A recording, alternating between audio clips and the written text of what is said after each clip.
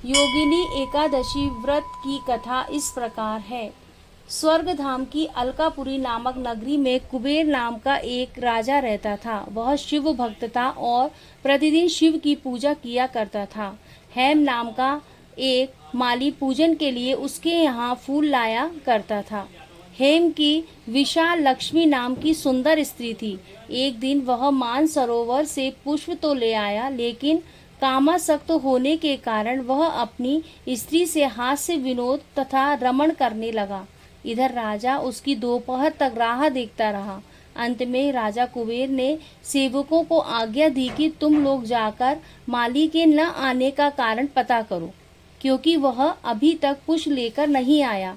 सेवकों ने कहा कि महाराज, वह पापी अतिकामी है, अपनी स्त्री के साथ हास्य विनोद और रमण कर रहा होगा। यह सुनकर कुबेर ने क्रोधित होकर उसे बुलाया।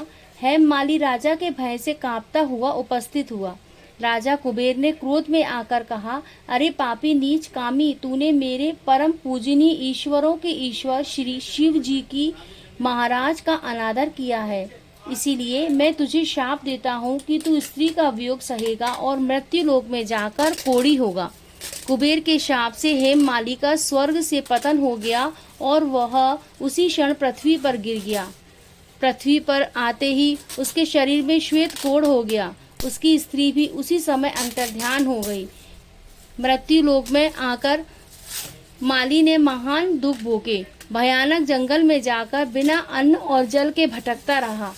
रात्रि को निंदा भी नहीं आती थी, परंतु शिवजी की पूजा के प्रभाव से उसको पिछले जन्म की स्मृति का ज्ञान अवश्य रहा।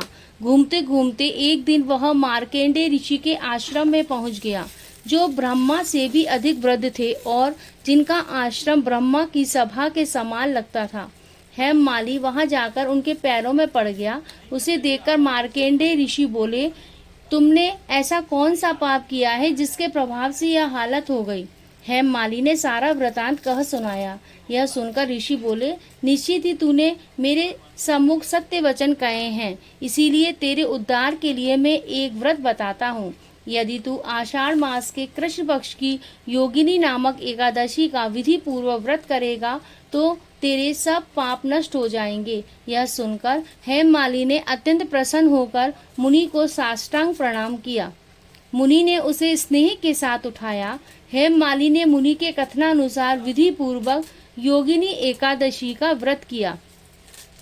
इस व्रत के प्रभाव से अपने पुराने स्वरूप में आकर वह अपनी स्त्री के साथ सुखपूर्वक रहने लगा।